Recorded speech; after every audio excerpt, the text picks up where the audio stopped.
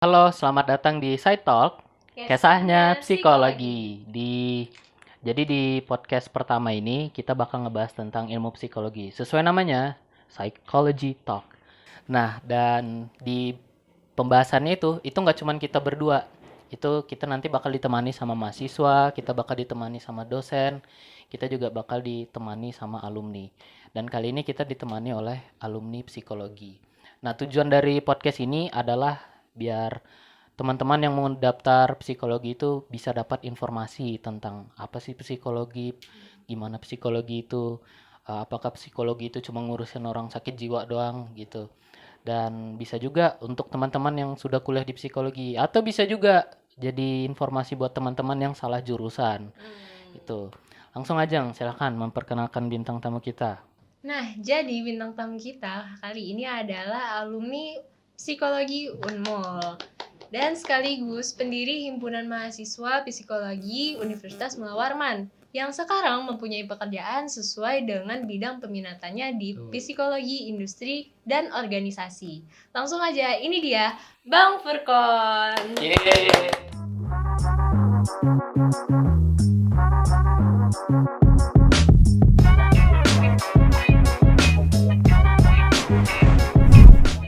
Abang gimana kabarnya, Bang?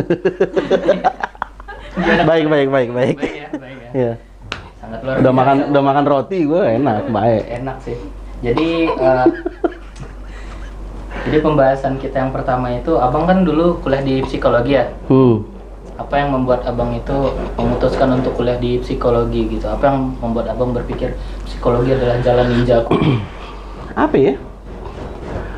Ya karena kuliahnya udah lama banget ya. Jadi 2009 lupa udah. 2009 tuh Lupa berapa udah. tahun lalu sih? 2011 sih. 2009 gue 2009. Wah, Saya 2009. Ya kan udah lama kan. udah lama. Tapi intinya gini. Saya ada punya tote bag tuh. Itu tulisannya genuinely interested in people. Jadi lo tertarik dengan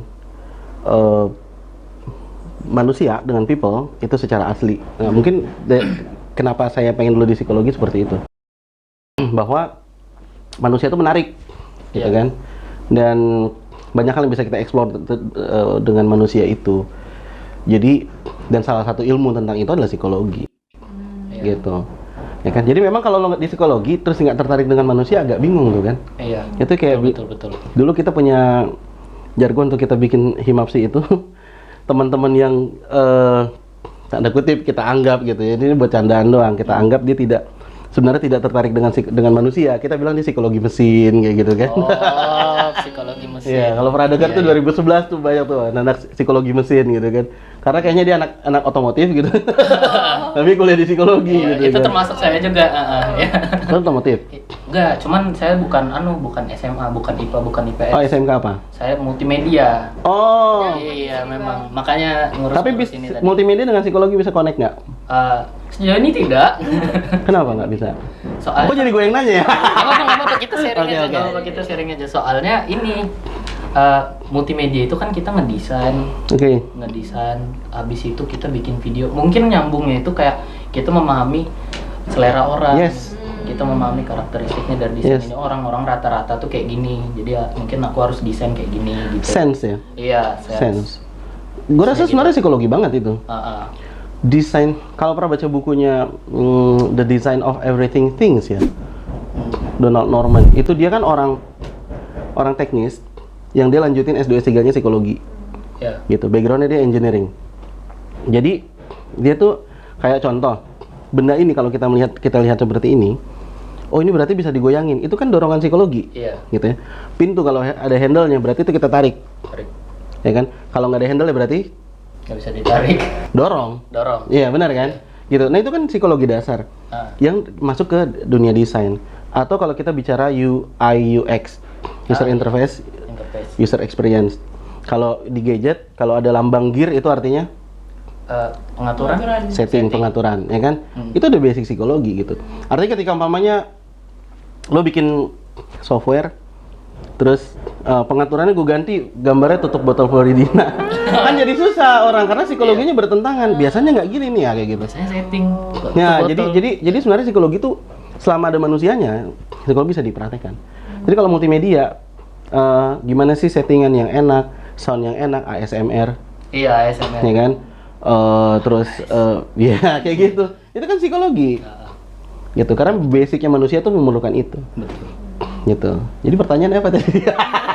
Jadi tadi itu kenapa abang memutuskan masuk psikologi karena abang interesting in people, Yes. tertarik Ya. dengan manusia. Itu alasan saya juga masuk psikologi karena saya tuh penasaran gitu apa yang membuat orang-orang bertingkah laku seperti itu. Itu saya penasaran juga dengan hal itu, tertarik gitulah. Apalagi dengan masalah mental health dan segala macam itu saya juga tambah tertarik. Makanya saya milih psikologi. Kita balik ke kenapa abang milih psikologi tadi tuh. Kenapa nggak pertanian, Bang? Pertanian. Kalau pertanyaan kenapa tidak pertanian? Saya pengalaman, setiap saya tanam tumbuhan, setiap saya pelihara binatang tuh mati. Itu berarti saya zolim kalau saya melihara tanaman. Jadi di kantor, ya karena kita butuh yang hijau-hijau gitu ya, buat refresh mata kita gitu. Jadi di bagian belakang meja saya tuh ada pohon gitu, tapi saya nggak ngurus. Ketika saya bilang, oke, gue yang ngurus, saya siram setiap hari, itu malah mati gitu. Mati. Ya kan? Berdosa gue. Akhirnya pohonnya diubah jadi pohon jarjit. Pohon jarjit itu apa ya? Nggak ada yang nonton Ipin ya. Saya aja masih anak-anak di sini kayaknya. Gue nggak tahu. Nanti dikasih insert ya, tulisan contohnya gimana. Pohon jarjit itu ada di Ipin.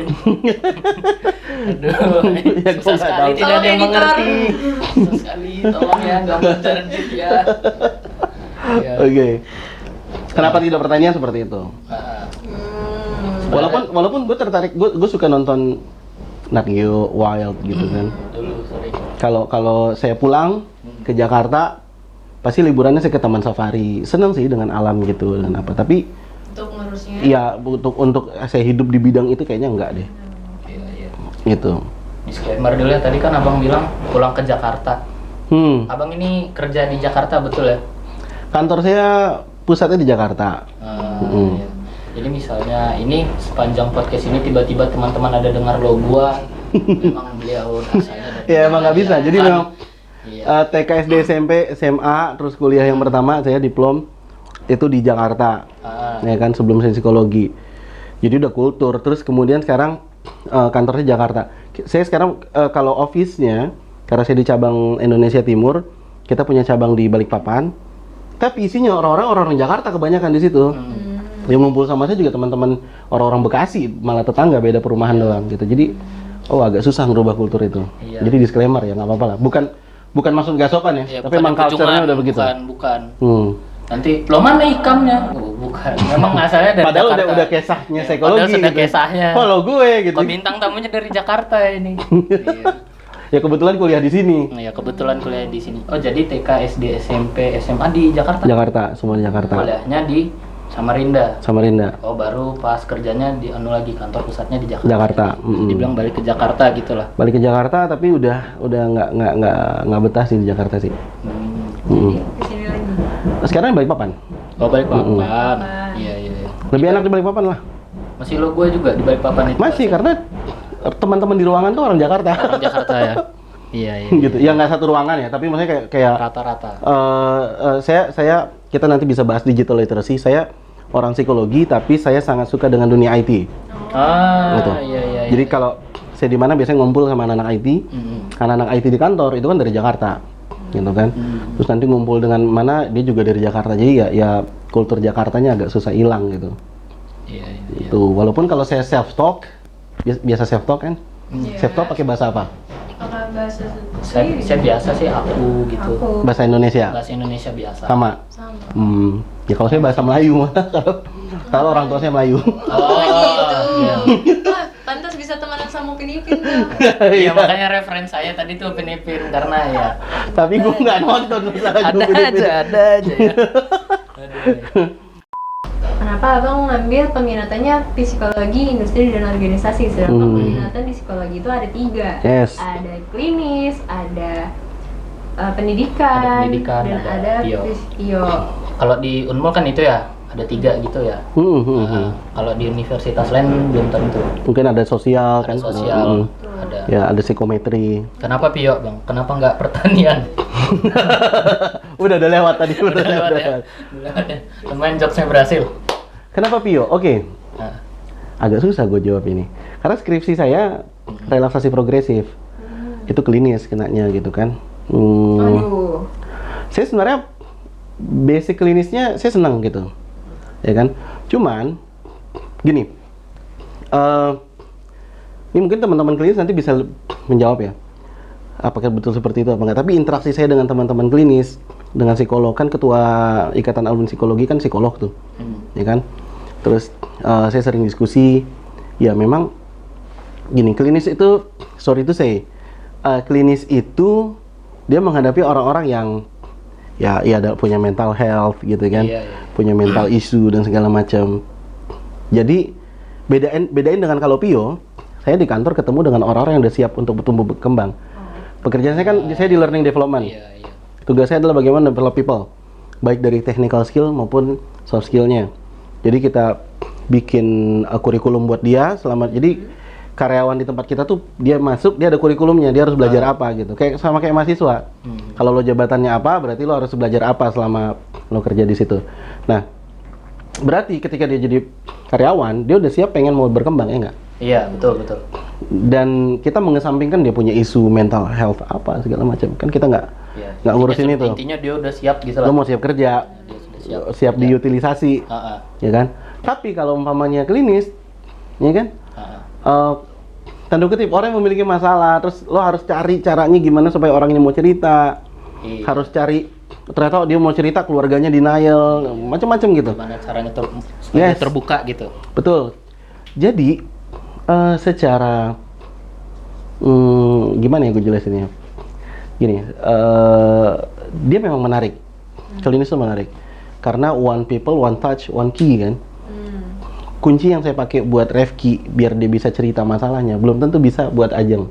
Iya, betul. Benar ya? Betul. Ya kan? Umpamanya dia dekat dengan orang tua, berarti kalau gue eksplor tentang orang tuanya dia akan cerita. Ajeng umpamanya tidak dekat dengan orang tua, dia lebih dekat sama nenek. Nggak bisa dong gue pakai pendekatan orang tua. Gitu kan, example kayak gitu ya. Broken home. Broken home. Ya, gitu. Kan tuh banyak ya di Iya, psikologi banyak. Banyak broken home. Ya, jadi dulu pada saat itu sebenarnya klinis itu saya suka adalah bagaimana fisiologisnya manusia, ya kan? Kenapa sih seorang bisa begini? Kenapa seorang bisa begitu? Dan bagaimana sistem dalam otaknya gitu kan? Itu kan menarik tuh. Tapi untuk dalam menjadi pekerjaan, wah saya bilang kayaknya saya malah lebih suka. Apalagi dulu waktu saya kuliah memang senang bikin training gitu kan, bikin pelatihan. Saya juga senang ngisi training, ngisi pelatihan gitu. Dan saya pikir kayaknya kalau seperti ini memang cocoknya di Pio gitu. Walaupun skripsi saya klinis gitu. Bisa gitu. kayak gitu ya? Dulu bisa, zaman dulu. Kan dulu saya ngambil mata kuliah semuanya. Oh. Gitu, nggak ngambil mata kuliah Pio doang, klinis doang, enggak. Kalau sekarang kan ya. Sekarang katanya nggak bisa katanya. Nggak bisa. Peminatan. Kalau dulu ya saya belajarin semua gitu. Jadi dulu ditanya kan, beda generasi kenapa ngambil sih. semuanya? Lah gue bayar. Iya. Bening gue pelajarin semua gitu. Pelit banget ya. Pelit. Emang pelit sih emang. Emang beda generasi memang susah. Ya gitu. Jadi dulu belajar semuanya, cuman akhirnya yang lebih saya kembangin Pio gitu. Gitu. Karena di learning development ya. Iya. Dan dari dulu emang senangnya. Jadi waktu saya bangun Himapsi pun, ini sedikit cerita Himapsi. Concernnya apa sih? Ngapain sih bikin Himapsi kan gitu kan? Iya. Kan bisa aja lo kuliah lempeng gitu kan, selesai jam 5 pulang. Betul. Kan setengah 6 pulangnya kan, saya anak sore. Anak senja gue. Sekolah sekolah itu. Kopi gitu ya. Nggak boleh dong, kayaknya nggak boleh makan. Masih nggak sih? Boleh makan di kelas? Enggak. Angkatan online. Oh my god. Kalau di rumah boleh sih Bang, kalau di rumah. Kalau di kelas nggak tahu. Off-cam dulu. Oh iya, benar. Kita sangat beda generasi ya. Sangat beda generasi. Generasi dulu nggak ada penyakit dulu. Penyakit yang meresahkan dulu nggak ada. Jadi sampai mana gue tadi cerita? Oh, Himapsi. Kenapa gue bikin Himapsi? Karena gue pikir teman-teman kan gini. Kita masuk kuliah, terus kita belajar, Tapi apa yang kita pelajari di kampus dengan apa yang akan kita hadapin di dunia real pada saat kita bekerja, ketika kita lulus, itu kan nggak semua sama. Sebenarnya, gitu kan? Applied psikologinya gimana gitu. Jadi umpamanya, oke, lo belajar psikologi umum, terus di kerjaan lo ditanya psikologi umum gimana? Enggak kan? Tapi bagaimana lo bisa mengemasnya psikologi umum ini supaya umpamanya jadi program pelatihan segala macam. Nah, hal seperti itu, gitu kan? Jadi saya berpikir, saya pengen teman-teman semua teredukasi gitu. Ya kan, anak-anak psikologi pengen teredukasi, punya akses untuk mengembangkan diri.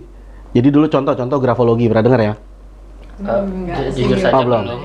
Oke, grafologi memang nggak diajarin di kampus. Basicnya grafis. Jadi kayak kita analisis tulisan tangan. Yang ini udah tahu ya, udah dapat ya. Tahu, grafologi. Jadi dari tulisan tangan gitu kita dapat gambaran kira-kira karakter kamu gimana gitu kan. Nah, waktu itu kan tertarik tuh. Tapi gimana cara belajarnya gitu kan? Iya. Akhirnya belajar sendiri. Terus kalau mau nge-share ke yang lain gimana caranya? Kita harus punya sebuah forum yang bisa membuat program-program pengembangan diri. Bikinlah waktu itu awalnya forum mahasiswa psikologi, formasi. Gitu. Terus begitu psikologi jadi program studi, akhirnya ini jadi cikal bakal himapsi gitu. Gitu. Jadi sebenarnya kerisauannya pada saat itu memang untuk learning development juga. Iya. Kita bikin himapsi supaya teman-teman psikologi itu tidak cuma belajar yang di kampus, tapi belajar dari yang luar. Terus saya pengen juga waktu itu teman-teman bisa jadi ada namanya dulu ya apa namanya tutor sebaya. Sekarang ada ya? Sekarang ada, masih ada. Lama banget tuh programnya. Iya. Gitu. Masih berlanjut ya. Ya karena memang paling enak itu tutor sebaya kan, ya kan.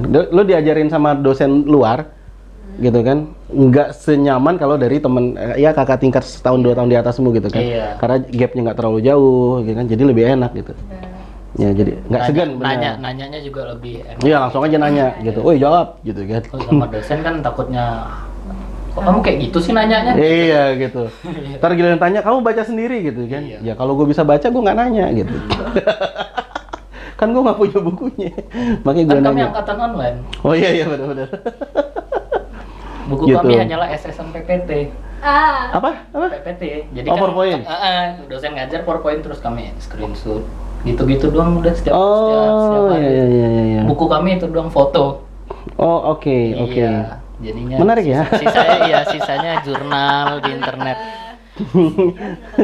Tidak menarik sebenarnya. Iya. Tapi itu adalah cara kalian survive ya Iya betul. Tantangannya di situ. Yes. Dan belum tentu kalau umpamanya angkatan gue yang kena. Kalau angkatan gue tuh digital literacy-nya jelek banget tuh. Iya. Melek digitalnya tuh masih gaptek. Yes. Iya. Waduh inget banget ya dulu zaman gue tuh. Dulu kita masih pakai modem yang dicolok tau nggak? Pernah ngalamin nggak sih? Iya. Gitu ya. Modem dicolok. Iya. Dan itu nggak belum ada yang jual di sini. Jadi pas gue mudik Jakarta, gue beli kan. Sampai di sini nggak ada sinyal di sini. Kartunya apa itu? Flexi kayaknya dulu sih ya. Enggak. Flexi ada, ya Flexi ada. Masih. Ada, tapi kayaknya nggak ada internetnya di Flexi ada ya? Enggak ada. Nggak tahu, lo kan beda zaman. Sekarang tapi- udah nggak ada, Pak. Tapi saya masih ingat tuh Flexi, bubuhan Flexi Asia. Eksis. Masih tahu. Ya, pokoknya tapi zaman-zaman kayaknya dulu. belum ada di sini. Jadi dulu akses kita untuk informasi itu terbatas gitu kan. Terus masih zaman-zaman warnet. Iya, betul. benar banget. Gue 2009 ke Samarinda tuh masih banyak warnet. Banyak warna. Gitu. Jadi saya bawa laptop yang ada tongolan gitu. Ada modemnya tuh kayaknya dulu aneh banget gitu. Iya. Gitu kan. Sampai akhirnya udah mulai biasa dan saya bukan ketergantungan. Kalau ketergantungan kan adiksi itu harus ada analisis klinis. Intinya gue butuh banget yang namanya terkoneksi gitu ya dengan informasi dan segala macam.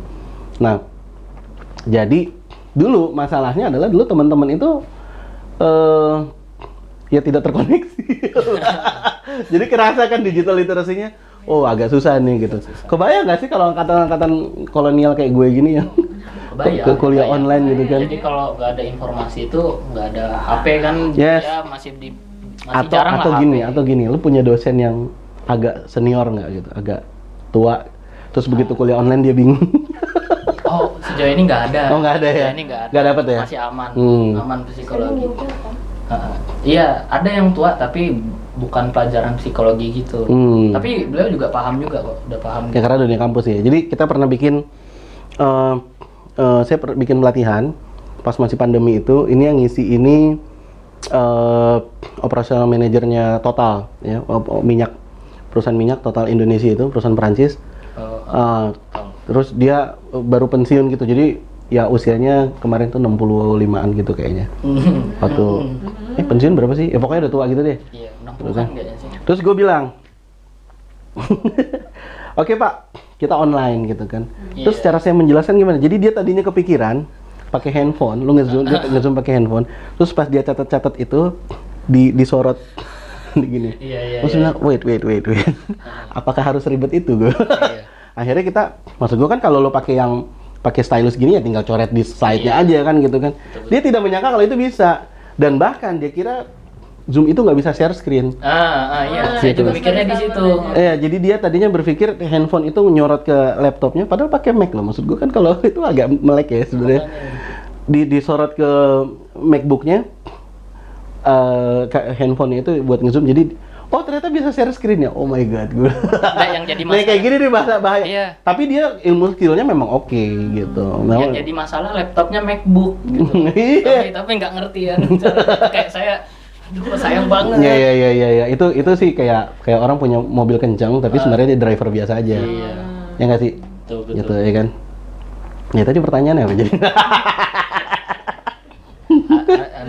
Tadi peminatan kenapa di Pio, terus sebenarnya skripsinya panjang tadi, langsung ditonton lah, di rewind gitu. Ya makanya gitu. Terus tapi concern gue di ini ya, di tadi Himapsi itu, karena emang dari dulu suka learning development. Iya. Dan sekarang pekerjaan saya learning development sesuai dengan minat. Kita kalau kerja sesuai dengan minat itu nggak berasa kerja. Ya kan? Karena emang gue nggak kerja, hari-hari main PUBG. Nggak. Ya, sistem gue kerja, gue bikin sistem di awal, ribet di awal, gue bikin semuanya otomatis, gitu kan. Jadi awalnya mungkin 6 bulan pertama kita penyesuaian sistem dengan orang-orang yang, jadi kayak umpamanya karyawan pengen training, itu gimana sih caranya gitu kan. Kalau sebelumnya step-stepnya seperti apa, saya pangkas gitu kan. Jadi kita intinya ribet di awal, tapi begitu udah sistem udah jalan, gue santai. Biasa gitu, santai. Iya, gitu. Nah kalau itu kan di peminatan Pio ya, kalau Pio kerjanya bisa begitu, learning development begitu. Abang bisa jelaskan sedikit nggak kalau di pendidikan atau di klinis itu gimana? Apa ya? Anggapan orang-orang tuh ya Bang, kadang kalau klinis itu cuma sebatas ini ngebantu orang. Sizoid ya. Ada gitu orang mau ke psikolog kayak gitu. Bukan jadi aib gitulah. Begitu mau ke psikologi kayak dianggap gitu. Apa ya? Kalau atau enggak kita nggak usah tanya peminatannya. Kita tanya kenapa orang bisa beranggapan gitu. Bagus ya. Dari sudut pandang Abang tuh kenapa begitu? Karena memang mental health awareness kita rendah. Baru sekarang dinaikkan. Yes, sekarang sih udah agak lumayan. Twitter tuh dinaikkan. Terima kasih Twitter. Twitter banyak ya tuh kan? Bang. Artinya ketika lo ke psikolog lo dianggap lo gila gitu kan, udah parah segala macam. Padahal setiap orang juga punya mental issue kan. Iya. Gini, sebenarnya apa yang kita lakukan itu udah tanda kutip sudah psikologis. Contoh gini, lo punya masalah, lo cerita sama teman, katarsis, ya kan? Itu kan kayak konseling, ya nggak? Ya kan, terus umpamanya yang sedikit religius, umpamanya dia bertanya ke ustadznya gitu kan, ya kan, di konseling gitu kan? Itu kan juga bagian dari seperti kayak psikoterapi gitu ya. Konseling nanti ustadznya ngasih arahan ini begini segala macam. Itu kan psikologis gitu. Cuman itu tidak dianggap seperti sebuah treatment psikologis. Ini yang gue pahamin ya. Jadi ketika seseorang melakukan itu sebenarnya itu udah sebuah langkah psikologis gitu kan. Tapi kalau dia ke psikolog itu dianggap lo gila gitu kan. Gitu. Terutama ke klinis, itu tadi saya bilang. Kalau umpamanya saya pengen di Jakarta ada sekolah kepribadian. Sekolah kepribadian. Itu gimana itu? Sekolah kepribadian itu jadi gimana caranya lo pengen bentuk kepribadian yang baru.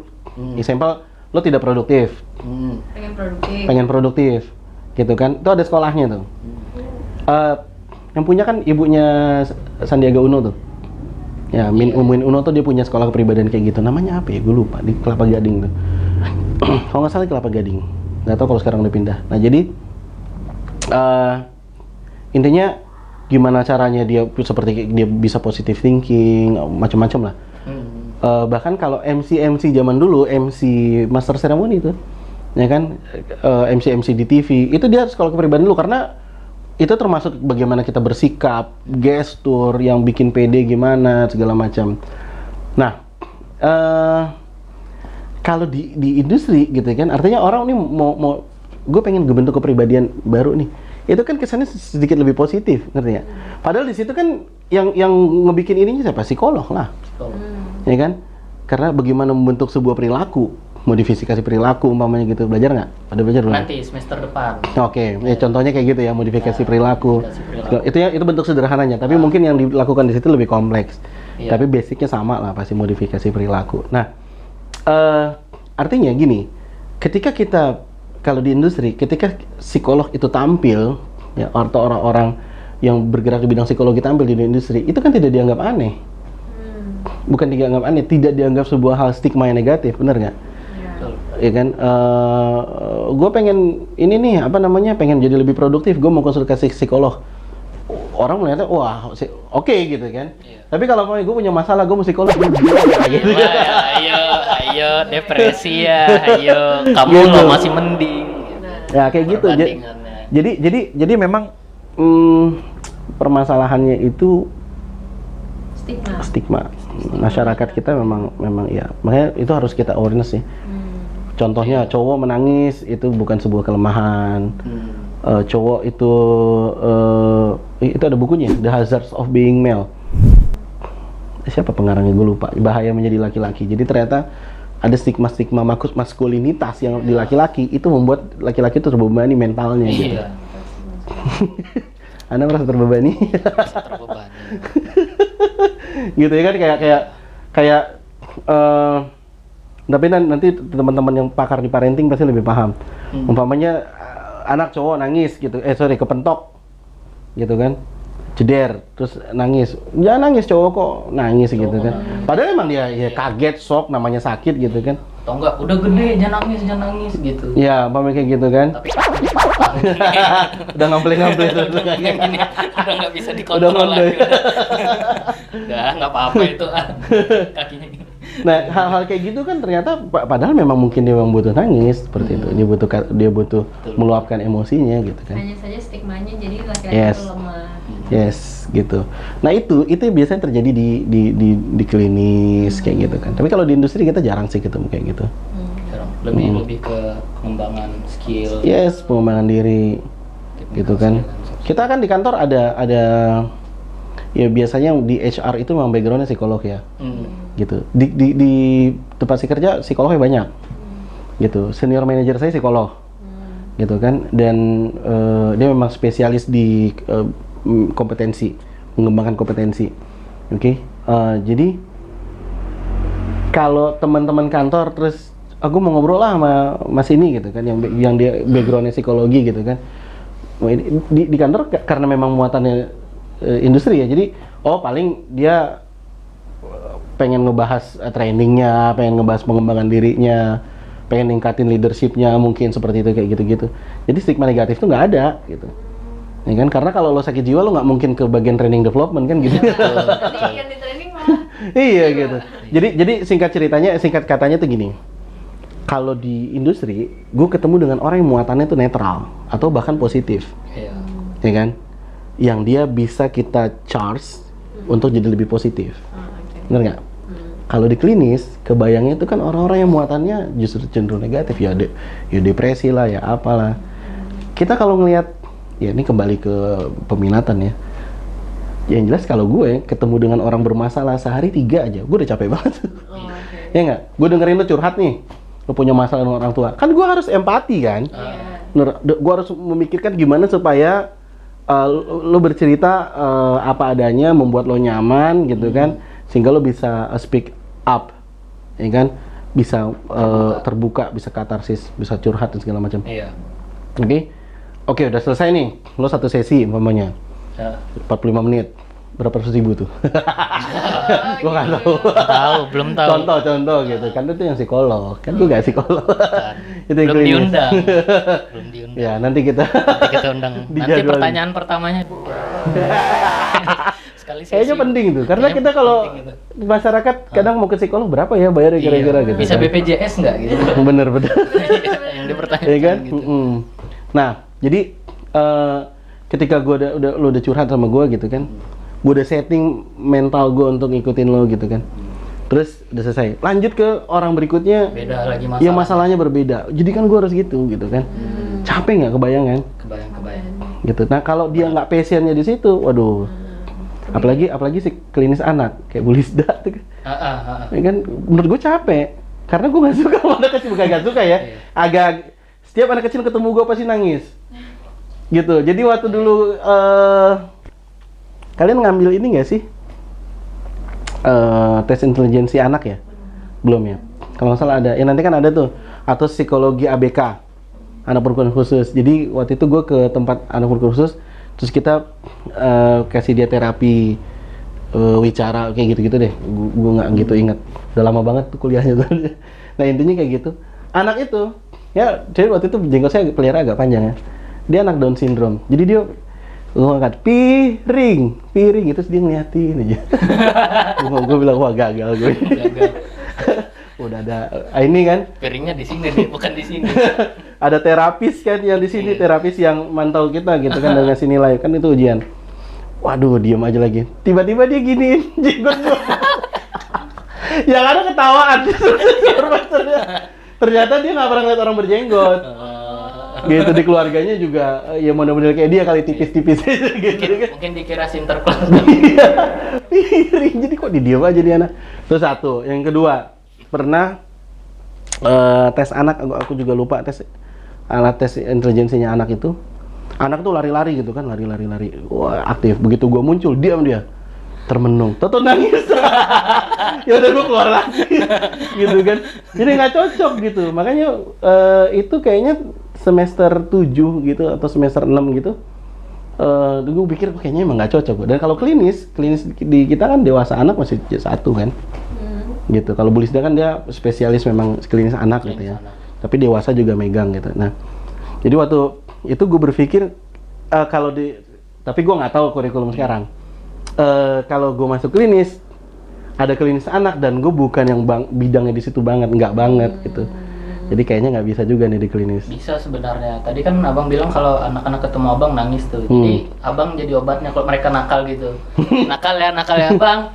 Tongol aja. Nongol kayak gini ya. Diam udah. Nongol bentar nangis mereka. Langsung dapat kerjaan. Ya gitu. Jadi Gitu ya. kalau di klinis biasanya image-nya memang cenderung kita ngadepin orang-orang yang ya Masalah. yes, dan itu capek. Iya. Capek. Lu dengerin curhatan temen lu capek kan? Capek banget. Capek. Saya sih Gitu. enggak. Nggak punya temen lu. Enggak, saya pakai headset soalnya. Oh gitu. Iya, pakai headset. Iya, sabar ya. Kamu loh masih mending. Iya. Malah adu nasib. Aduh nasib. Malah adu nasib. Iya, iya. Lagi pusreng. Tapi cowok emang gitu kan? Iya. Cowok jarang curhat ya? Iya. Apa ya? Terus kalau sekali curhat tuh kayak gitu tadi, adu nasib malahan. Iya, benar. Kamu tuh terlalu mudah ngeluh kayak gitu. Iya. Masalahmu tuh enggak seberapa gitu. Nah itu harus di campaign tuh menurut gue. Iya. Jadi gue bilang kemarin, gue ngobrol kemarin sama gue ada temen guru di daerah Kota Bangun gitu, lupa nih, kan tapi orang Samarinda. Gue cerita, gue bilang yang kita campaign tuh 2, ya kan? Tapi gue lupa. Iya. Salah satunya adalah, gini, yang pertama adalah komunikasi asertif, ya kan? Yang gue campaign bahwa, jadi gini, kemarin itu ada teman juga punya bisnis, dia bilang manajemennya bermasalah karena masalah komunikasi asertif, ya kan? Yes, dia suka nggak enakan, gitu nggak enak. Padahal kalau gue kan maksudnya ya ngomong aja, gitu kan? Umum sih nggak enakan itu, kayak orang yang kayak gitu. Nggak enak karena dia nggak paham, gitu. Nah komunikasi, jadi contoh gini, lo bikin sesuatu hal yang gue nggak senang. Iya. Contoh, gue tinggal bilang, sorry ya, gue nggak senang kalau lo kayak gitu kan. Kalau soalnya gue punya pengalaman, gue cerita aja apa adanya. Itu kan poinnya di situ. Jadi poinnya gue speak up dan lo teredukasi bahwa ada sesuatu hal yang membuat gue nggak nyaman, ya kan. Tapi masalahnya kan kalau kita biasanya yang kita khawatirkan ketika orang tuh speak up menyinggung perasaan dia, gitu kan. Bisa jadi komunikasi gue yang salah. Pahamnya lo mau buat sesuatu terus gue bilang apaan sih gitu. Ya dia jadi ilfil kan gitu. Karena cara komunikasi gue juga gitu. Jangan gitu dong, dodol gitu. Kasar gitu kan. Nah, tapi kalau gue bilang sorry ya bro, kalau umpamanya gue tuh nggak suka gini gitu kan. Aku tuh nggak suka diginiin gitu. Jadi kayak cewek gitu. Gelai. Nah, kayak gitu kan.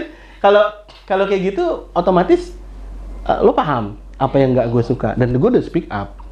Kan hilang masalahnya jadi. Itu yang pertama, komunikasi asertif yang gue campaign. Yang kedua tentang mental health itu, mental health. Jadi di tempat kerja gue pun gue selalu campaign tentang ya banyak miskonsepsi tentang mental health. Jadi contoh, kalau lo punya masalah ya lo cerita. Kalau biarpun lo cowok, kalau lo mau nangis ya nangis gitu.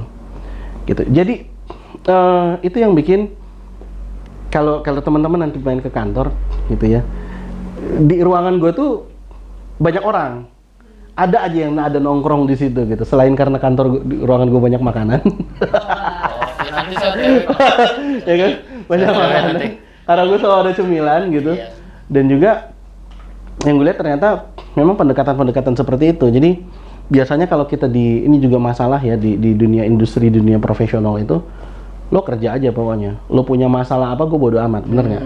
Betul. Gue udah gaji lo, ya kan? Lo udah dibayar perusahaan buat bekerja pekerjaan lo A, gitu. Kalau lo lagi nggak mood, ya bodo amat. Nggak usah bawa personal. Nggak bisa bawa personal.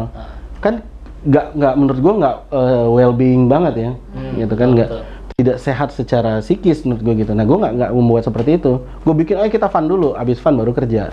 Kenyang dulu, abis kenyang ngantuk tidur aja dulu. Nggak kerja dong. Habis tidur mandi, habis mandi tidur lagi udah nggak kerja. Main PUBG, atau pulang gitu. Atau pulang.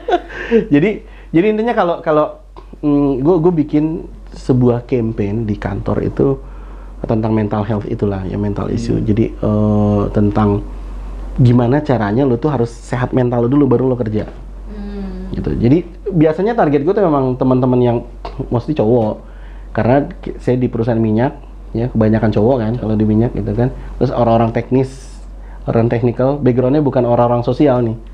Ya kan, engineering, teknik perminyakan lah, ya teknik apalah gitu kan. Orang-orang yang memang interest dengan people-nya kurang.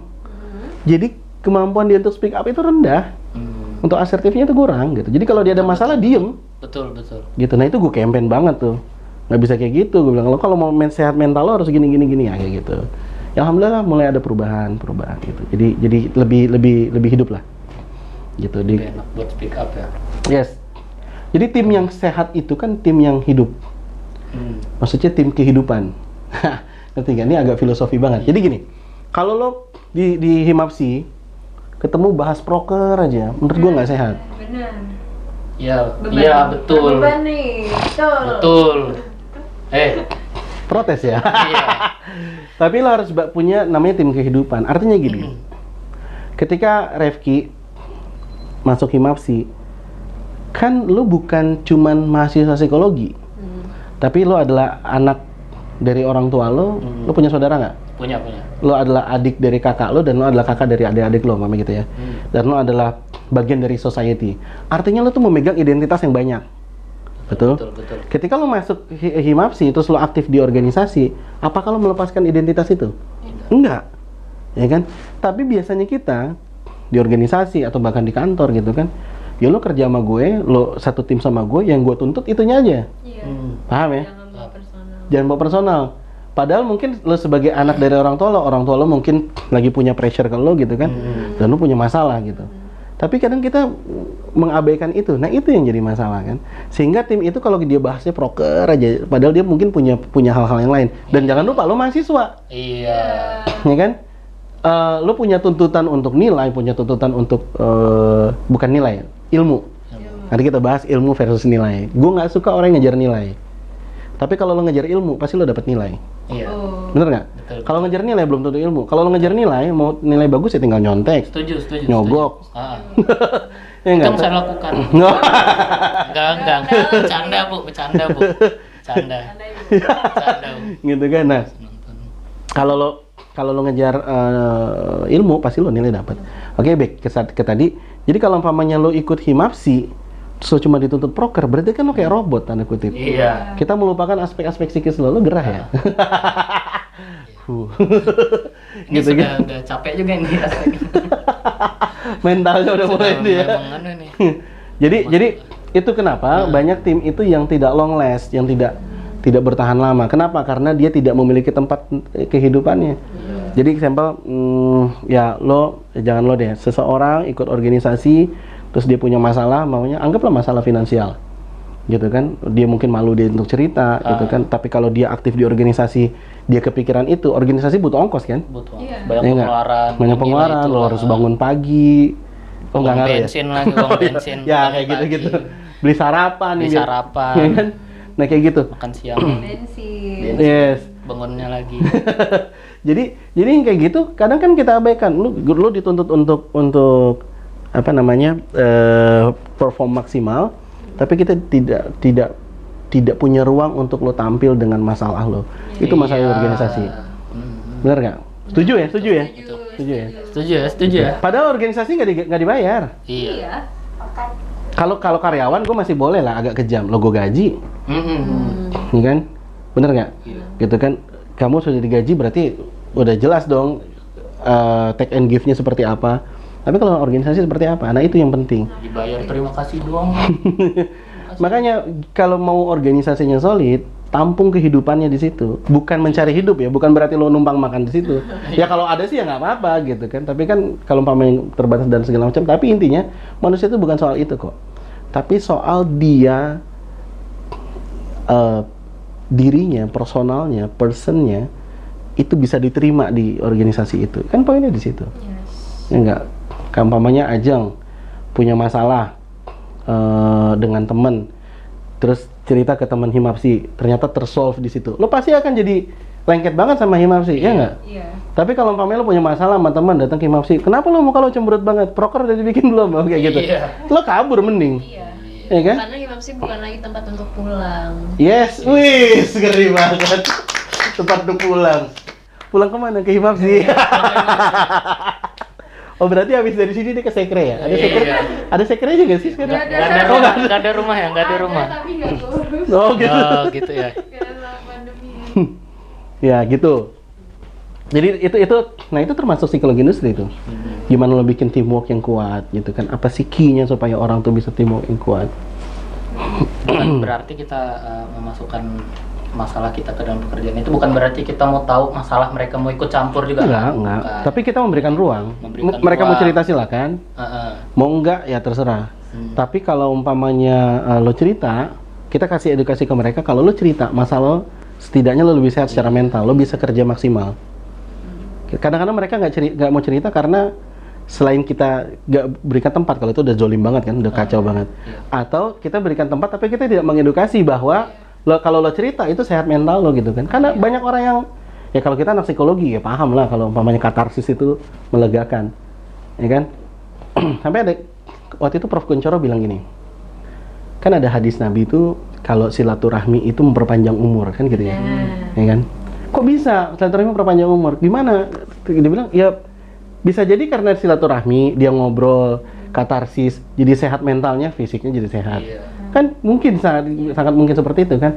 Nah jadi back yang ke tadi, kalau umpamanya gue udah kasih ruang, jangan cuma sebatas kasih ruang, karena banyak orang yang nggak paham tentang katarsis itu ternyata melegakan, speak up itu ternyata apa namanya sehat secara mental, ya kayak gitu gitulah, ya kan. Nah itu harus diedukasi juga, gitu. Tapi kalau anak psikologi sih udah paham lah. Anak psikologi nggak disuruh ngomong deh. Iya. Soalnya ada juga kan kadang orang nggak mau cerita itu karena ya kitanya dijudge balik. Iya. Jadi masalah. Udahlah malas lah Bisa cerita. diadu nasib. Yes. Adu nasib kayak saya tadi adu nasib. Iya, ya bisa dijudge sebalik. Atau kadang ada juga nih penyakitnya kalau di teamwork itu example gue leadernya, gue ketuanya, terus teman-temannya adalah tim gue. Terus si Ajeng punya masalah tapi ceritanya maunya ke Refki. Gue langsung baper gitu, kok nggak cerita ke gue? Kan gue leadernya gitu. Ya kan nggak bisa dipaksain. Temen itu kan bukan kita cari kan, tapi didatangkan Tuhan. Bener nggak sih? Betul. Maksudnya ini kita berapa nih? Sekian orang. Rame nih. Banyak. Ada 20-an orang. Ada 3.448 nih. Ya kan? Banyak. Kita rame kayak gini. Kan gue nggak bisa paksakan Ajeng satu frekuensi dengan gue. Atau Refki satu. Ya bener nggak? Betul. Ya kan? Karena bisa jadi lo hobinya sama gue gitu. Dia beda. Ya udah. Dia nggak main PUBG, mainnya Mobile Legends gitu kan. Oh nggak bisa, gue nggak main Mobile Legends soalnya. Baik, contoh kayak gitu. Artinya dalam satu tim nggak bisa kita paksain lo harus deket sama gue. Gitu, ya kan? Kalau emang lo deketnya sama Refki, terus Refki masih gue pegang, ya udah. Gue pegang Refki, kan dia kayak ikut. Udah jadi tim yang solid. Kan kayak gitu, sesederhana itu sebenarnya. Cuman kadang ego kita kan, karena gue leader, karena gue pemimpin, semua harus tunduk sama gue. Buset, gila. Itu pemimpin apa Firaun? Tadi itu kan di Pio, terus kita sedikit ngebahas tentang klinis. Klinis anak pendidikan nih. Karena saya sendiri juga masih ya bingung lah di pendidikan tuh. Saya tahu tapi pengetahuan saya tentang pendidikan itu masih terbatas gitu. Masih sama gue juga. Oke, kita bahas yang lain. Pertanyaan selanjutnya. Mending nanya yang expertnya deh kalau itu. Iya sih. Iya. Bener ya. Tim kreatif. Tim kreatif. Psikologi pendidikan nanti ya. Soalnya psikologi pendidikan identik dengan guru BK, Bang. Iya. Cuma sekedar itu aja. Makanya saya taunya itu. Oh iya, jadi guru BK ya? Nggak bisa jadi petani. Menarik, tapi kan menarik ya jadi guru BK sebenarnya. Tapi gini, dulu waktu gue kuliah, ada anak pertukaran. Bukan anak pertukaran deh. Pokoknya dia orang Jepang lagi kuliah di sini. Asik. Gitu. Dulu banyak mahasiswa internasional. Namanya siapa, Bang? Naruto. Sawada namanya. Sawada. Anak-anak psikologi 2012, 11 itu kenal deh, karena sering gue bawa ke kampus juga, gitu kan. Dia cerita, di Jepang itu, guru BK itu posisinya begitu sakral gitu. Jadi bukan anak-anak bandel ke guru BK, jadi anak-anak di Jepang itu, di Sawada cerita ya, apa ya, jadi kalau umpamanya, ya kayak psikolog lah. Yang di guru BK itu, jadi kayak gue ada masalah nih, kenapa prestasi gue gini-gini aja, gue konsul sama guru BK gitu. Jadi guru BK adalah solusinya. Di sana kayak gitu.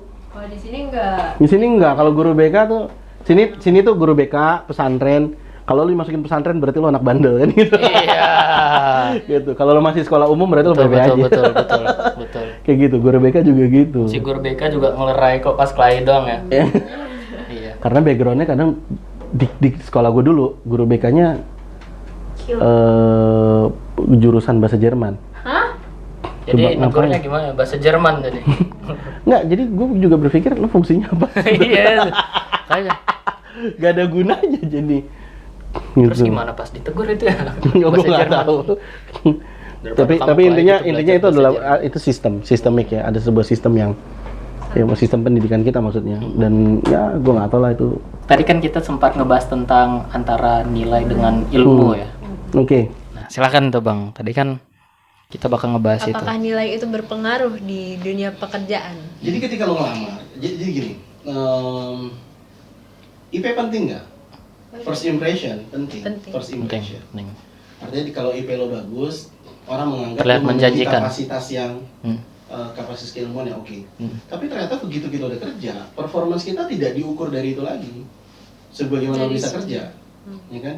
Job desk lo apa? Gitu. Pada saat udah masuk dunia kerja nggak ada tuh bobot transkrip nilai. Iya. Benar nggak? Betul. Apalagi gini, saya udah kerja 2 tahun di perusahaan sebelumnya. Ketika saya melamar lagi, saya pakai pengalaman 2 tahun itu atau saya pakai ijazah dan transkrip saya yang waktu lulus? Nggak kepake. Karena saya hitungannya experience, bukan fresh graduate. Iya.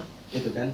Jadi maksudnya gini, kalau teman-teman punya kesempatan, ini kayak Yasmin dia pernah magang di Kompas, terus berarti lu punya skill yang beda gitu kan, itu lebih penting daripada transkrip. Karena dia bukan nanya, kecuali lu kerja lu mau jadi dosen, jelas keilmuannya harus kuat. Iya, kan, betul. Tapi kalau lu kerja di dunia profesional, namanya juga profession. Apa yang lu buat, apa yang lu lakukan, profession lu apa, bukan apa yang lu pahami. Biar lo paham, kalau lo nggak bisa bikin, nggak bisa.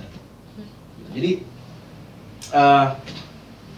Nanti kita bahas langsung aja. Iya. Apa sih sebenarnya yang bikin orang itu menonjol di dunia pekerjaan? Bener nggak? Maksudnya gini, kita sama-sama kerja nih. Tapi kenapa Refki, kita sama-sama kerja satu perusahaan, tapi kenapa Refki dianggap lebih karyawan yang lebih dia top employee of the month? Amin. Nah, gitu kan? Iya. Kenapa? Itu faktornya apa? Jadi ada banyak hal. Menurut gue ya, yang harus kita punya pada saat kita masuk ke dunia profession, ada namanya ya, yang pertama sih problem solving, gitu kan. Jadi sejauh mana lo bisa men-solve masalah yang lo dapat. Nah itu nanti masuknya ke job crafting. Jadi gini, kita sama-sama diminta tugas untuk bikin podcast, Iya. oke? Tapi cara kita beda-beda nih, ya kan? Itu crafting. Jadi Ajeng mungkin dia pakai handphone segala macam gitu kan, dia tidak memikirkan kualitas, contoh gitu kan. Dia agak ribet mikirin kualitas segala macam. Iya. Terus gue umpamanya cara solving gue, ya udahlah kita kerjasama nih kayak Yasmin kan, kita kerjasama, kita karena dia pernah di Kompas, kita pakai Kompas gitu kan dengan tools mereka. Tiga-tiga ini kan tujuannya sama, tapi caranya beda. Nah itu sebenarnya cara lo melakukan pekerjaan itu yang lebih penting. Di bidang masing-masing. Di bidang masing-masing. Tapi satu tim. Satu tim. Satu tujuan. Yes, artinya kan bisa beda-beda. Nah, kalau dilihat dari tiga tadi pendekatan solusi yang kita bikin tadi, nanti kan atasan atau user kita akan melihat, oh ternyata sih ini hebat nih, gitu kan. Jadi dunia pekerjaan itu yang lebih kepake, gitu loh. Segimana lo bisa menyelesaikan pekerjaan lo, Setuju sih. solving dengan crafting itu. Terus ada satu hal lagi, kalau umpamanya saya bekerja nanti di dunia PO ataupun mungkin di luar dunia psikologi, penting nggak sih ilmu psikologi itu? Penting nggak maksudnya? Ini nanya nggak? Penting. Pentingnya gimana? Jadi apakah lo harus tetap kuliah benar-benar atau lo udah mulai kuliah sekedarnya aja, yang penting lulus dan lo mempersiapkan mental untuk jadi seorang profesional? Oke, pertanyaan gue, apakah apa yang lo pelajarin di kuliah itu penting atau tidak? Kepake apa enggak? Kepake tapi nggak sepenuhnya. Enggak sepenuhnya. Oke. Hanya di beberapa bidang saja. Hanya di bidang. Berarti strateginya gimana? Strateginya, jadi maksud gue, apakah gue harus belajar all out, lulus cari kerja, gitu ya? Atau gue belajar santai, yang penting lulus dan nyiapin mental untuk kerja? Kalau saya sih yang kedua. Kalau kamu yang keberapa? Kedua. Kalian keberapa? Jawab ya. Kedua. Berarti kita belajar tidak all out gitu ya. Jadi gini, pada saat lo masuk ke dunia profession, lo anak psikologi, gitu kan? Yang paling penting buat seorang anak psikologi ya keilmuan psikologinya. Gitu.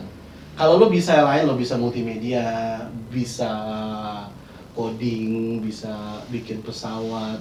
Iya, multimedia, pesawat kertas. Oh iya. Animasi pesawat. Iya, Blender, betul. Pakai Blender. Itu nilai plus. Ya kan? Tapi core inti dari keilmuan yang lo pelajarin yang sesuai dengan jurusan itu yang paling penting. Jadi kalau umpamanya lo anak psikologi, tapi lo lebih hebat desainnya daripada psikologinya, berarti lo sebenarnya anak salah jurusan. Waduh. Betul juga. Bener ya? Betul. Terus penilaian gue, umpamanya gue sebagai seorang HR recruiter terhadap, oh kamu anak psikologi, gitu. Terus kamu bisa apa? Oh saya bisa desain, bisa gini. Iya. Bingung. Psikologi lo gimana? Ternyata IP lo, jangan lo deh, IP orang ini. Iya, makasih bang, makasih. Makasih. Ada orang nih ngelamar gitu, IP-nya di ilmu psikologinya rendah, tapi dia punya skill yang lain. Gue akan melihat, ya kan? Berarti orang ini salah plan hidupnya. Benar nggak? Betul. Ya kan? Berarti dia main daftar aja kuliah. Teman-teman ikut psikologi deh gitu. Iya. Tetap harus yang utama itu, lo kuliah di mana, itu yang lo kuatin. Skill-skill yang lain itu skill-skill pendamping untuk bikin value lo nambah. Ya kan? Contoh, kalau lo beli makanan, selain makanan enak, tempatnya enak.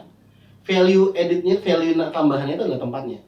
Jadi kalau gua hire lo anak psikologi, keilmuan psikologi lo mantep, tapi lu juga multimedia, lu bisa bikin promosi mental health dalam bentuk yang unik-unik. Iya. Itu nilai Bentuk plusnya. digital. Yes, ya kan? Kayak gitu. Tapi kalau umpamanya lu cuma jago itu, tapi gua harus hire lagi orang yang jago psikologinya, berarti kan gua double dong. Gitu. Jadi kita kembali tadi gini pertanyaannya. Kalau begitu, lo mahasiswa psikologi, tetap menurut gue lo harus fokus dengan apa yang lo pelajarin. Core-nya, kita harus kuatin. Iya. Kita harus kuatin core itu apa ya? Inti Tengah. ya. Yang Kita utama. kuatin utamanya itu. Ah. Kita kuatin ilmu psikologinya itu. Itu tetap itu paling utama gitu. Kenapa? Karena ya memang itu akan menjadi identitas lo. Lo seorang sarjana psikologi, berarti ilmu psikologi lo gimana? Iya. Gitu ya kan. Walaupun nanti mamanya lo jago psikometri, ini jago kognitif. Waduh, berat banget tuh. Psikologi kognitif gitu. Ya nggak masalah kan. Berat ya. Pernah dengar I-shape, T-shape, X-shape? I itu kan begini. I. Jadi kalau I-shape itu dia cuma punya satu ilmu tapi mendalam. Dia biasanya tukang kayu, tukang pahat gitu kan. Iya. Nah di dunia sekarang, di dunia digital seperti ini, I-shape udah nggak laku, nggak bisa. Kita harus punya namanya minimal T-shape. T-shape itu berarti dia punya banyak capability, tapi dengan satu spesialisasi. Jadi lo anak psikologi, spesialisasi psikologi, gitu. Atau lebih spesifik lagi, lo psikometri umpamanya gitu kan. Tapi capability lo bisa public speaking, lo bisa IT lo mantep, lo bisa multimedia, itu yang lain, gitu. Kenapa seperti itu? Jadi sekarang kan kita tuh kerja tuh collaborate. Gue nggak mungkin kerja sendiri, ya kan? Jadi example lo anak IT, ini anak multimedia, gue anak psikologi, tapi gue T-shape, gue punya kemampuan IT dan multimedia.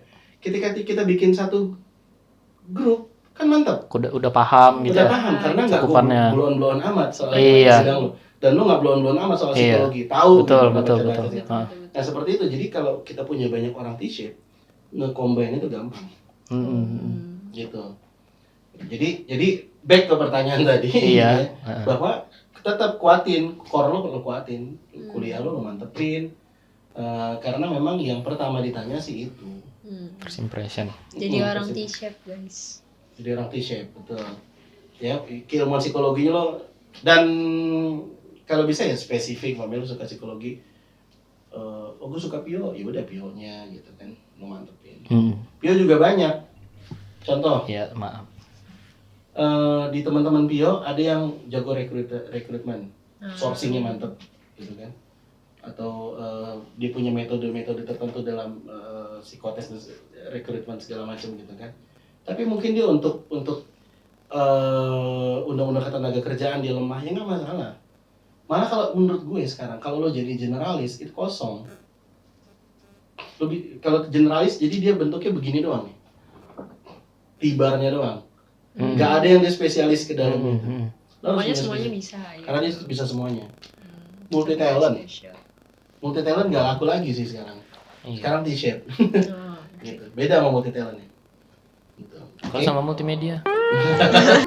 Ya, jadi ada pertanyaan tadi dari salah satu pendengar baru saja menelpon di hotline kami. Dia tuh bertanya, ketika kita mengikuti sebuah organisasi, seberapa berpengaruh pengalaman kita di organisasi itu di dunia kerja nanti?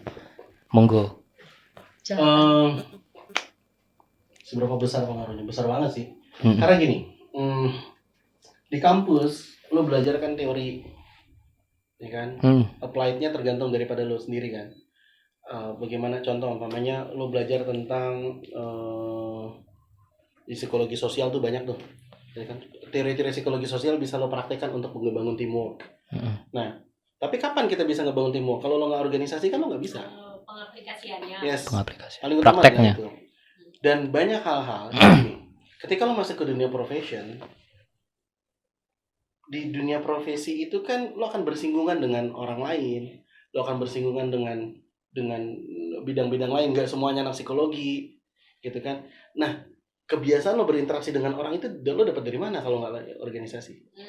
Jadi gini, semakin kompleks lo ikut organisasi, gitu ya, dengan masalah-masalah organisasinya itu semakin bikin lo matang. Contoh, Lo pernah dikecewain orang nggak? Sering. Iya, sering. Waduh, jadi sedih gue. Iya Bang, jadi saya tuh Oh, jadi curhat. Yang dikecewain pertama dan kedua ketiga mana yang lebih sakit? Yang pertama, Yang pertama, pasti. kenapa? Karena kan itu pertama kalinya, jadi sakitnya tuh kayak, damage-nya tuh dalam. Oh, Damage-nya dalam. Oke. Kalau yang kedua, ketiga ya Sudah mengampuni. sudah pernah gitu. Oke. Sakit tapi nggak seperti Nah. yang awal. Manusia memang seperti itu. Jadi kalau umpamanya lo pernah melakukan sesuatu hal sekali, yang kedua ketiga kalinya akan lebih mudah. Kalau lo pernah ngalamin masalah teamwork gitu, pada saat organisasi, begitu kerja lo punya pengalaman sebelumnya, jadi lo nggak blank-blank amat. Lo nggak mikir, wah kok bawahan gue begini ya gitu ya. Lo nggak pernah punya pengalaman ngatur orang gitu kan. Jadi lo berorganisasi itu anggap adalah sebuah simulasi lo akan bekerja. Gitu, simulasi lo akan berkarya. Lo di organisasi bagian apa? Bagian Depkominfo. Oke, lo berkarya apa? Kan punya job desk tuh. Saya harus melakukan apa, program-program apa yang harus saya bikinkan, yang harus saya buat untuk organisasi. Itu kan sama seperti lo bekerja. Pada saat bekerja kan lo diminta untuk berkarya. Job desk lo ini, ya lo harus hasilkan itu, gitu, ya kan? Iya. Nah kalau lo cuma di kuliah kan nggak kelihatan. Lo nggak, ya target lo paling selesai ujian nilai kelar gitu. Iya, kan? ibaratnya Ikut Zoom, matikan kamera, tidur. teori nggak ada prakteknya gitu ya. Yes. Iya. Jadi mensimulasikan kehidupan profesional lo itu di organisasi. Organisasi sebagai simulasi Yes. sebelum Sebelum lo profesionalitas udah masuk ke dunia dikerja. profesion, ya seperti itu. Jadi penting banget. Jadi kalau dan gini, buat gue ya, organisasi nggak ada besar atau kecil, ya kan? Paling ya kompleksitasnya gitu. Ketika dia makin besar, mungkin lebih kompleks, orangnya lebih banyak segala macam.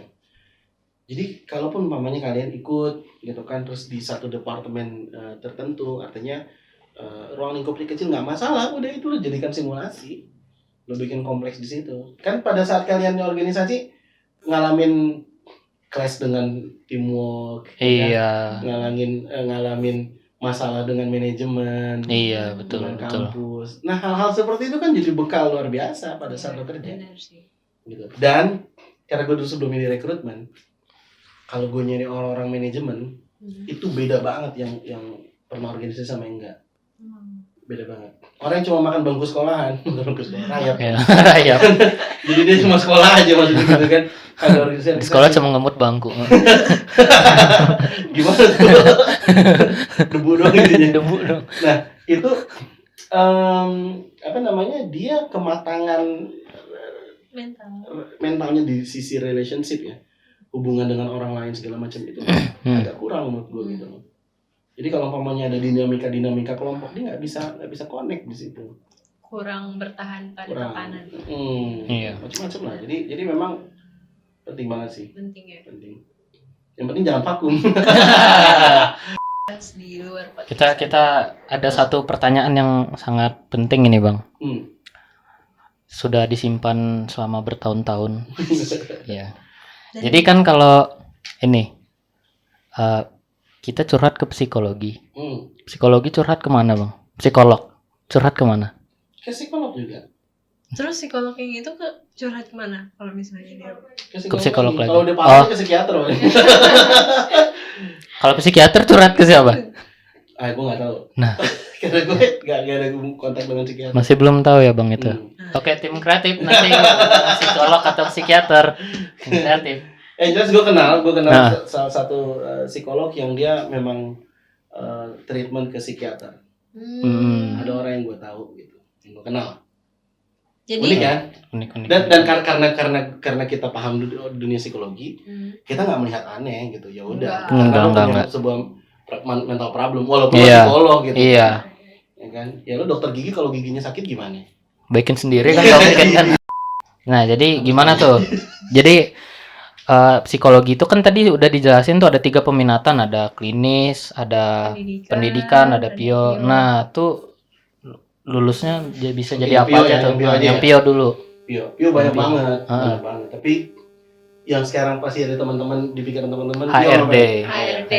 Ya kan? Nah, Nah, yang lainnya HRD tuh apa ya? gimana tuh? HRD itu Development. Human Resource Development Departemen. Department. Oh, iya. Jadi Iya. jadi gini. Tapi boleh bener. Hmm. Ada HRM, ada HRD Ah. sekarang itu. Ya sudah Human belajar Resource- sih padahal. Human Resource Management dengan Human Resource Development. Gue HRD Development. Cuman kadang orang kalau bilang, oh apa HRD?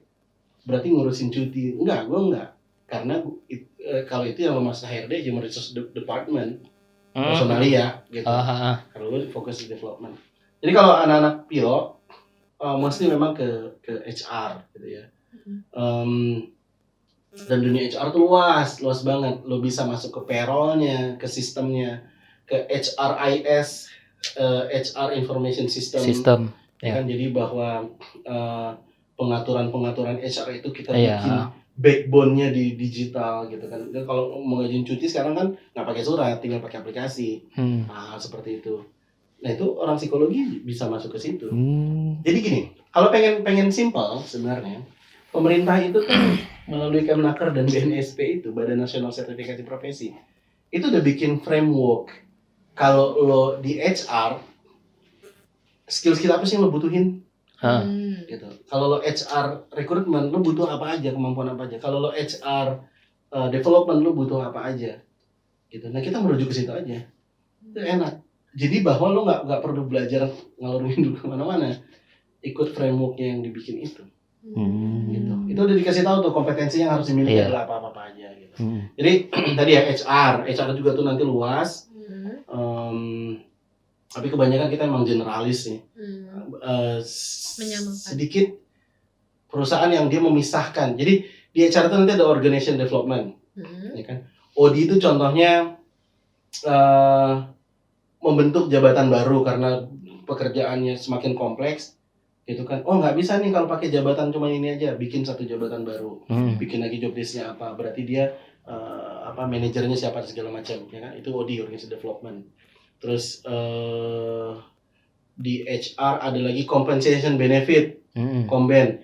Berarti kalau lo kerja sama gua, biar orang ini bisa tahan, ya kan? Employer branding, ya. Biar lo bisa tahan sama perusahaan gue, berarti kompensasi buat lo kan nggak semua tuh kerja nyari gaji. Orang kan kerja nyari nyaman. Ya kan, cuman kalau duit banyak ya nyaman. Iya itu juga. Jadi lu matre banget lu.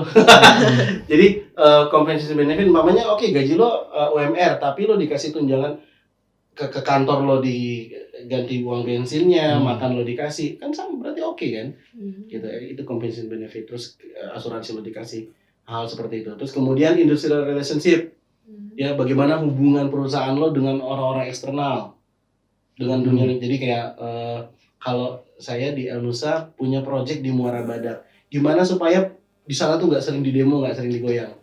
Berarti kan kita ngerekrut orang-orang lokal. Iya. Terus kalau kita Idul Adha berarti kita potong kambing di sana, sebarkan ke masjid-masjid sekitar situ. Itu industrial relationship gitu. Gimana supaya hubungan industrial kita dengan eksternal itu aman. Itu diantaranya. Ya, luas lah, banyak banget. Dan kalau mau diskusi itu mungkin nanti teman-teman yang HR generalis itu lebih paham mereka. Karena kalau saya lebih fokus ke development memang. Gitu. Tim kreatif. Gitu. Terus jadi trainer. Trainer. Ya kan? Jadi trainer. Kalau zaman dulu suka ada jadi motivator gitu, tapi sekarang udah nggak terlalu ini ya. Misalnya motivator kalau online kan nggak seru. Iya. Dia kan harus dikondisikan ruangan gelap lah tiba-tiba atau ada cahaya lah kayak gitu. Kayak harus kayak drama gitu lah. Bayangkan ketika iya kayak gitu. Ada Bendungan malam. Apa namanya? Kalau bahasa Arabnya muhasabah kan. Ya, oh iya, muhasabah diri. Tapi kalau bahasa kita muhabasah. Iya. Nangis gitu. Muhabasah gitu, ya kan? Nah itu kalau jadi kalau lo di industri, menurut gua tempat kerjanya sangat banyak. Di mana perusahaan itu ada manusianya, psikologi industri bisa masuk. Iya, pernah dengar. Karena lo bisa ngurusin orangnya atau lo bisa ngurusin sistemnya. Gitu kan? Sistemnya lo baikin. Oh, kalau secara psikologi ini bagusnya orang tuh begini sistemnya lo bikin gitu. banyak, luas banget nih. Nah kalau jadi PO tuh menurut gue sih, aduh, gue gini, gue bukan ngejamin juga karena tergantung Iya. diri lo. Cuma Iya, kalau iya. udah PO tuh nganggur tuh kayaknya jarang deh. Pasti diperluin ya. Aku Iya. ingin menjadi Pio. Nah, kan abang tadi udah bilang kalau di PIO itu tuh jarang ada yang nganggur. Apakah Hmm. itu ada faktor orang dalam, Bang? Nah, Oke. Orang dalam tuh fenomenanya gini, Oh. lu berdua ngelamar kerja, mm-mm. oke? Gue kenal Refki, gue gak kenal Ajeng. Aduh. Gue rekrutmennya, Mm-mm. atau bukan gue rekrutmennya Yasmin, gitu. Kira-kira gue ngerekomendasiin dia? Enggak lah, gue gak kenal dia. Iya. Tapi gue kenal lu, gue tahu kapasitasnya gimana, Hmm. keahlian lu gimana, lu waktu kuliah gimana. Otomatis gue bilang sama Yasmin, itu gue kenal sama Refki tuh. Dia bagus gini-gini, dulu waktu kuliah dia gini-gini. Nah dia di Himapsi dia gini-gini. Dia kan berpikir dong, oh ya udah. Yang satu, dia mau ngerekrut ini tapi dia blind. Dia harus psikotes dulu. Ya lo juga tetap psikotes, kan itu bagian dari proses. Tapi udah ada bayangan kan? Tapi dia udah bayangan, Ah. udah ada rekomendasi. Gitu. Hmm. Jadi sebenarnya orang dalam lebih ke situ. Hmm. Memang oke, kalau umpamanya lo berpikir ada orang dalam yang orang berkuasa di itu, Iya. itu hal lain lah. Gitu. Mm-mm. Tapi intinya adalah, yang gue maksud adalah jangan remehkan orang dalam itu. Oh. Rekomendasi dari teman. Jadi lo dari sekarang lo harus luasin koneksi lo, Hmm. ya kan? Lo harus buktiin. Saya ingat dulu waktu saya kuliah itu gue ikut aktif di UPT Perbatasan Elektorat. Itu kan ya cukup sibuk ya gitu ya. Kan kita tuh 2 minggu sekali berangkat ke perbatasan. Mm-mm. 2 minggu sini, 2 minggu sana lagi gitu kan, 2 minggu sini kayak gitu kan. Pada saat gue bilang ke dosen perikanan itu, gue bilang, iya Pak saya sibuk. Kalau kamu sibuk pada semasa kuliah bagus. Oh. Kenapa? Berarti orang tahu kualitas kerjamu dan dia pakai Iya. lagi. Gitu. Iya. Tapi kalau dia pakai sekali terus habis itu lo gak dipakai lagi terus tiba-tiba lo nganggur, berarti kualitas kerja lo jelek. Semakin lo sibuk, semakin lo bisa diakses oleh orang lain. Refki tiba-tiba sibuk, gue mintain tolong ini. Lo jangan ngeluh, berarti kerjaan lo bagus, makanya gue minta tolong lagi. Ya, berarti gue karyakan lagi gitu kan. Mm-mm. Dengan adanya kayak gitu kan, lo jadi sering tanda kutip dikaryakan gitu kan. Dapat pekerjaan. Jadi dapat pekerjaan. Nah, koneksinya dengan relationnya dengan korelasinya dengan orang dalam adalah berarti orang dalam, kalau lo nih Refki tidak membuka diri, kalau lo tidak membuat orang bisa mengakses lo padahal punya keahlian tapi lo diam dan segala Iya. macam, kan gue nggak tahu kapasitas diri lo, gue nggak bisa rekomendasiin lo, ya kan? Jadi gini, lo harus cari kesibukan, cari relationship, gitu, ya kan? Karena gue tadi mau nyambungin ke sini gini, kalau lo cari relationship doang, cari relasi, berjejaring, networking, kita bicara networking. Lo punya kenalan di mana-mana, tapi lo tidak membuktikan pekerjaan lo apa, Iya. berarti kan lo cuma benalu doang, Iya sih. kan numpang nongkrong doang. Cuma nongki mabar doang. Iya kayak gitu, Iya, orang iya, nggak iya. tahu. Jadi apa yang bisa direkomendasiin dari diri lo? Nggak ada. Iya. Mm-mm. Gitu ya kan. Jadi kalau mau si Dilihat. Yasmin, oh gue mau ngerekrut gitu kan, gue kenal si Refki tapi gue nggak tahu dia kerjanya gimana, ya gimana? Iya sih. Gitu. Jadi networking, terus buka akses buat diri lo. Ngerti maksudnya buka akses? Ini penting. Paham. Orang sukses ini yang kayak mana sih? Orang sukses. Yang gimana? Ajeng. Menurut Ya. lo gimana? Ajeng, gimana menurut lo Ajeng? Ini kita boleh berbeda apa sih? Iya. Konsep masing-masing. sukses lo sama sukses ini beda maksudnya. Kenapa? Karena kita startnya beda. Iya. Gitu. Ya kan? Menurut Ajeng suksesnya apa? Sukses. Dia punya skill yang dia mau, Oke. dia bisa kembangkan, terus dia bahagia dengan apa yang dia Happy, punya. Mantap. Oke, lo apa ya sukses? Sama kayak Ajeng. Oke. Dia nggak bisa gitu. Enggak. Ya. Mahasiswa banget. Iya. Iya. Biar kita Sudah tanya mungkin sudah disampaikan oleh Ajeng. Ya kalau saya sih ini punya banyak relasi juga. Itu tadi seberapa jauh dia ngobrol sama orang, kerja sama orang, jadi orang itu ngeliat dia di situ. Itu yang pertama. Yang kedua, dia punya ini apa sih, etos kerja atau Oke. yang dia jadi gigih banget, rajin, tekun banget. Dia benar-benar seriusin apa yang dia mulai, dia selesaikan apa yang dia mulai gitu. Itu orang Punya sukses. etos. Mantap. Itu. Cuman sebagian besar sama kayak Ajeng tadi tetap. Iya. Dan happy. Happy. Sukses itu intinya happy. Gitu. Kalau lo kerja tipes, Iya. Gajinya buat bayaran ya, buat bayar perawatan. iya. Ada asuransi sih. Iya, ada BPJS BPJS juga. ya, guys. Ada BPJS juga. Nah, jadi gini. Kalau gue ya konsepnya, sukses itu adalah seberapa besar orang bisa ngakses lo. Kalau lu pinter, Rifki pinter. Tapi lu yang bisa tahu lu pinter cuma lu doang. Gitu, ya kan? Lu pinter tapi lu tidak mencerdaskan orang. Lu pinter lu nggak ngajarin orang, lu pinter nggak sharing session, nggak sharing ilmu ke orang lain. Nggak sukses menurut gue gitu. Tapi biarpun lu umpamanya ilmu lu biasa-biasa aja, tapi lu berkembang, growth dengan orang lain, itu sukses. Kenapa? Karena itu tadi akses. Jadi poinnya sebaik-baik orang kan adalah yang bermanfaat buat yang orang lain. Bener ya? Betul. Semakin banyak orang merasakan manfaat lo, itu malah lo makin sukses. Gitu. Jadi sukses itu kolektif. Gue bisa dibilang sukses kalau orang-orang yang bersama-sama gue juga ikutan dapat manfaat. Tapi kalau gue umpamanya cuma memperkaya diri, ya kalau kaya, terus mencerdaskan diri sendiri doang, gue nggak menebar manfaat ke orang lain, apa efeknya? Iya. Gitu.